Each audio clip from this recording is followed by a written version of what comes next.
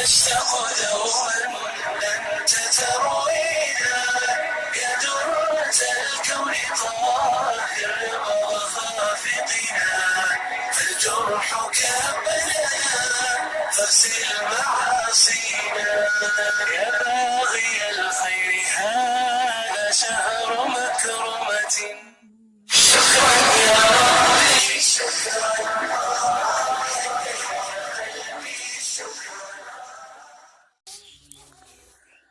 وقال الله تعالى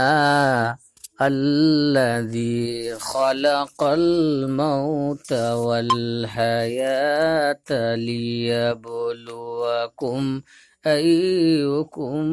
أحسن عملا۔ عارضی لاک ڈاؤن سے تنگ آنے والے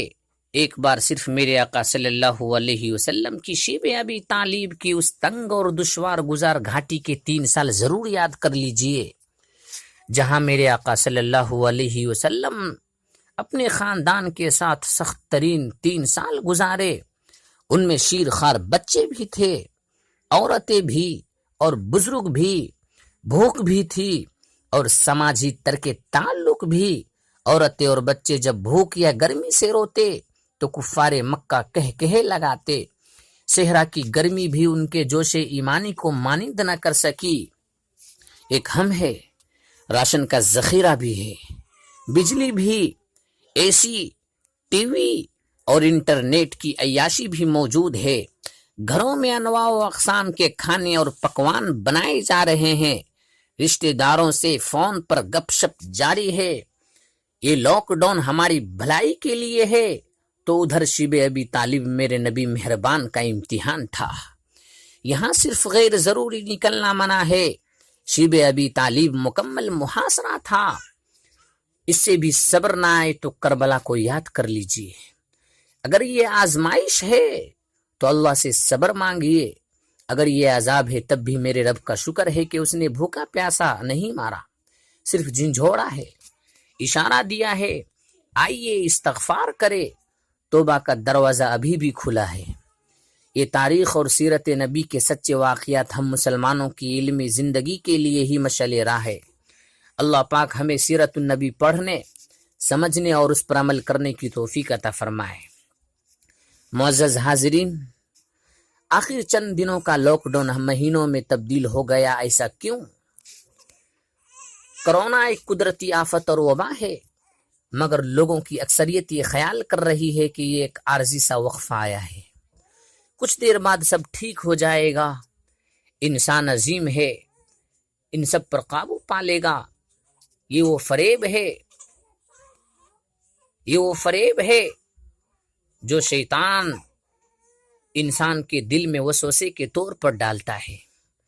ایسی صورتحال کو اللہ کی جانب سے ایک جھنجھوڑنے اور خواب غفلت سے بیدار کرنے والا عذاب ہی تصور کرنا چاہیے۔ آج یہ سب ہمارے اعمال ہے جن کو لکھنے اور بیان کرنے میں ہمیں شرم محسوس ہو رہی ہے کہ ہم کہاں تھے اور کہاں پر آ گئے۔ تمام غیر شرعی کام، چوری، ڈکیتی، دھوکہ، بے ایمانی، راہزنی، معصوموں کے ساتھ زیادتی، بچوں بچیوں سے زیادتی کے بعد انہیں قتل، ناجائز منافع خوری، جھوٹی گواہی، دوران ڈیوٹی زیادتی کام، دودھ میں پانی، بازاروں میں بدنگاہی، پڑوسیوں سے بدسلوکی، بھائیوں بہنوں میں عداوت، عبادت میں ریاکاری، ناپ تول میں کمی، ہیرا پھیری، خود غرضی، امتحانات میں نقل، فحش و فضول ڈائز، شادی بیاہ پر شراب نوشی، اساتذہ سے بدتمیزی، نوکری میں ناجائز سفارش و رشوت، امیروں کو انصاف، غریبوں پر ظلم، دھوکہ، منافقت، قطع تعلقی، ننگے لباس،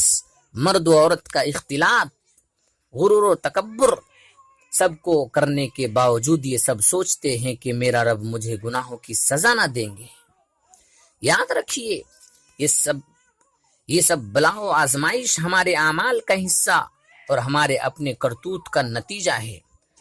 مگر اللہ کی رحمت سے ہم نا امید نہیں، وہ ضرور ہمیں معاف کر کے ہم سے اس وبا و بلا کو ختم کر دے گا انشاءاللہ۔ یاد رکھیے اب اچھے دن گئے اور برے دن آنے شروع ہو گئے، پیسے ختم، راشن ختم، ملاقاتیں ختم، دوستی ختم، بازاروں کی رونقیں ختم، سڑکیں اپنے اوپر مسافرتیں کرنے والوں سے خالی ہے، آبادیاں موت کے قریب ہو رہی ہے، اشیاء خرد و نوش کے قلت اور قیمتوں میں بے تحاشا اضافہ ہو رہا ہے، مگر ہم لوگ بیوقوف ہیں جو حالات کی سنگینی کو سمجھ نہیں پا رہے ہیں۔ پردھان سے لے کر پردھان منتری جی مستقبل میں ہارے یا جیتے، انہیں دوسروں کے مرنے پر کوئی غم نہیں، کون بھوکا مر رہا ہے اور کون خودکشی کر رہا ہے اس کی فکر نہیں، معاشی حالات خراب سے خراب تر ہو رہے ہیں، اسے بھرنے میں یقیناً سالوں صدیوں لگ جائیں گے، بلکہ شاید بھرا بھی نہ جا سکے، اور اب حالات مستقبل میں مزید خراب سے خراب تر ہونے کی امید ہے۔ معزز حاضرین، اب آگے آگے دیکھیے ہوتا ہے کیا، بے روزگاری اپنے شباب پر ہے، کاروبار معیشت ختم، پوری دنیا کی پریشانی۔ ہمارے یہاں کچھ لوگ ایسے ہیں جن کے پاس راشن کا ذخیرہ بھی ہے، بجلی، اے سی، ٹی وی اور انٹرنیٹ کی فراوانی بھی موجود ہے، گھروں میں انواع و اقسام کے کھانے اور پکوان بھی بنائے جا رہے ہیں، رشتہ داروں سے فون پر گپ شپ جاری ہے، مگر ایسے وبا کے موقع پر پوری دنیا میں پھیل چکی ہے، 1,10,000 موتیں ہو چکی ہے، 70 لاکھ افراد اس بیماری سے متاثر اور اربوں کے لوگ پریشان ہیں، اور اربوں لوگ پریشان ہیں۔ وہیں پر کچھ ایسے لوگ بھی ہیں جو روز محنت مزدوری کر کے 2 وقت کا کھانا روز گھر لے جاتے تھے اور اپنے بچوں کا پیٹ پالتے تھے، وہ آج لاک ڈاؤن کی وجہ سے بھوک و افلاس سے پریشان و بدحال ہے، انہیں وبا سے موت کا اتنا ڈر نہیں جتنا بھوک سے اپنے اور اپنے بچوں کی موت پر ڈر ہے۔ ایسے میں ہر صاحب مال و صاحب ثروت پر لازمی ہے کہ وہ ایسے لوگوں کا خیال رکھے۔ یاد رکھیے، جو اللہ کی راہ میں آپ دو گے، اللہ کے یہاں بہت زیادہ اس کا اجر پاؤ گے، یہ آپ کے لیے آخرت میں بہترین سرمایہ ہوگا۔ اس موقع کو ہاتھ سے جانے نہ دیجیے، جتنی استطاعت ہو حتی الامکان مدد کیجیے۔ اب اس وبا کے موقع پر تو انسان کو اندازہ ہو جانا چاہیے تھا کہ دنیا کی زندگی تو صرف دھوکے کا سامان ہے اور کچھ نہیں۔ میرے دوستو، اللہ سے دعا مانگیے، اے اللہ، یہ تیری آزمائش ہے تو ہم سب کو اس آزمائش سے محفوظ رکھ، اور اگر یہ عذاب ہے تو ہمیں اس عذاب سے نجات دیتے ہوئے اپنی طرف لوٹنے اور پلٹنے والا بندوں میں شامل فرما۔